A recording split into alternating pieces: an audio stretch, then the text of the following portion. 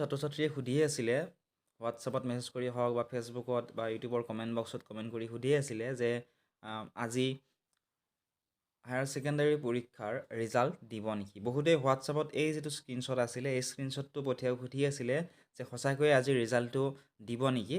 এই স্ক্ৰীনশ্বটত কি লিখা আছিলে, ওপৰত লিখা আছিলে Ranoj Pegu Assam Higher Secondary Education Council AHSEC result will be declared on 13th April at 9:30 AM Tuesday. Students can check their result in the official website of AHSEC. এই যিটো ৱেবছাইট আছে এই ৱেবছাইটত চাব পাৰিবা বুলি কৈছে।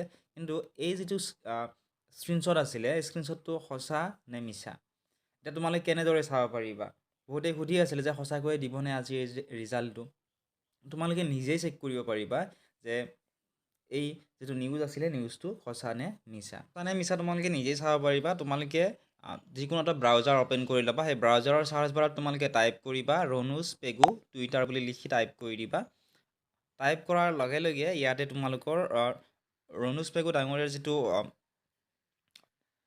টুইটাৰ একাউণ্ট আছে সেইটো তোমালোকে দেখিবলৈ পাবা। প্ৰথমতে ইয়াত তোমালোকে ক্লিক কৰি দিবা। ক্লিক কৰি দিয়াৰ পিছতে ৰণুজ পেগু ডাঙৰীয়াৰ যিটো অফিচিয়েল টুইটাৰ একাউণ্ট আছে সেইটো অ'পেন হৈ যাব। ঠিক আছে, ইয়াত তোমালোকে নিজেই চেক কৰিব পাৰিবা যে সেই যিটো ৰিজাল্ট আছিলে সেই ৰিজাল্টটো কিমান দূৰ সঁচা কিমান দূৰ মিছা।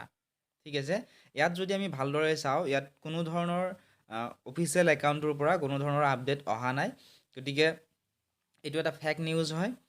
আৰু ৰিজাল্টটো যেতিয়াই দিব মই তোমালোকক ভিডিঅ'ৰ জৰিয়তে জনাই দিম যে ৰিজাল্টটো কেনেদৰে চাব পাৰিবা, ক'ত চাব পাৰিবা, গোটেইখিনি জনাই দিম। গতিকে ৰিজাল্ট কেতিয়া দিব বুলি এনে ফেক ভিডিঅ'জবিলাক চাই কোনো লাভ নাই।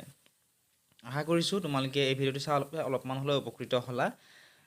এতিয়াৰ পৰা যেতিয়াই তোমালোকক কোনোবা এনেকুৱা ধৰণৰ স্ক্ৰীনশ্বট পঠিয়াই দিব তোমালোকে গুগলত নিজেই চাৰ্চ কৰি চাবা যে সেই নিউজটো সঁচা নে মিছা। তোমালোকে আৰু আনক সুধি থাকিব নালাগে, নিজেই তোমালোকে চাই ল'ব পাৰিবা।